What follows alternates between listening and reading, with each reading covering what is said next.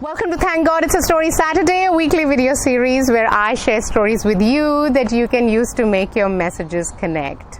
Happy Easter, and hope you're having a lovely long weekend with your family.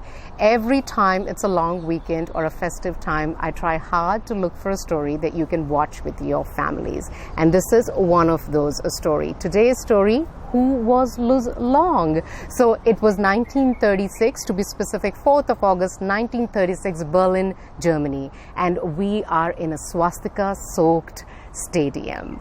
Now, Hitler, prior to the Olympics that year, had done everything in his capacity to make sure that Jews and black people do not get to participate in the Olympics. But when certain nations threatened to boycott the event, he had no choice but to allow them to participate. And that year was the year where Hitler wanted to showcase the supremacy of the Aryan race. Luz Long, a German athlete, was a stereotype man for the Aryan supremacy. He was tall, he was blonde, he had light complexion. But little did Hitler know that year that it was his poster boy, Luz Long, who would not live up to his expectations. Now, what happened that year was that Jesse Owens, who was an African-American athlete, was also quite a celebrated player in the Olympics. The German crowd loved him. He had already had a lot of world records before participating in the Olympics, and he had already won 3 gold medals that year. Irrespective of white or black, he was the fastest man on the track.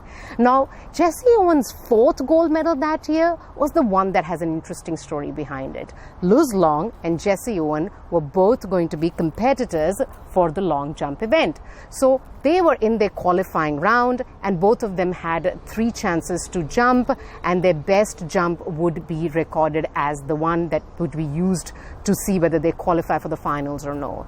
So Jesse Owens had fouled on the first 2 jumps already. And when Luz Long saw such a celebrated athlete who he believed in do so, before his 3rd jump, Luz Long went up to him and said to him that maybe you need to adjust your takeoff. So jump 6 inches before the foul line. There is literature and in one of the movies that has been made on this event called Race, which actually shows that he had put in a handkerchief which was 6 inches behind to be able to help Jesse Owens gauge how far he needs to jump from. Jesse Owens takes the 3rd jump and manages to qualify for the long jump event. So the finals take place, and Luz Long takes his final jump, which is 7.86 meters. Everybody claps, and you can see Hitler in the audience, swelled up with pride. And then Jesse Owens takes his final jump, and he jumped 8.06 meters. He took the gold away that year. But what is interesting to notice in this footage is that Luz Long was the first one to go and congratulate Jesse Owens, and then they both walked up to get their medals and both walked back hand in hand to the dressing room. Their friendship was celebrated not just in that event, but for years to come. In one of the interviews, Jesse Owens says, "It took a lot of courage for him to befriend me. You can melt down all the medals and cups I have, and there wouldn't be a plating on a 24-carat friendship I felt for Luz Long in that moment." Hitler must have gone crazy watching us embrace. What's the point of this story? Why am I telling you this story? I think when we think of sports, we think the way the media projects sports, the way we think of sports by default is competition, rigor, discipline, never give up. Rarely do we talk about real sportsmanship.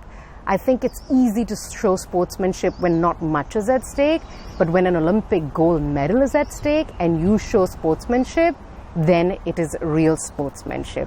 Hope you get to discuss this story with your family this long weekend. You stay storied, and I will see you here next Saturday.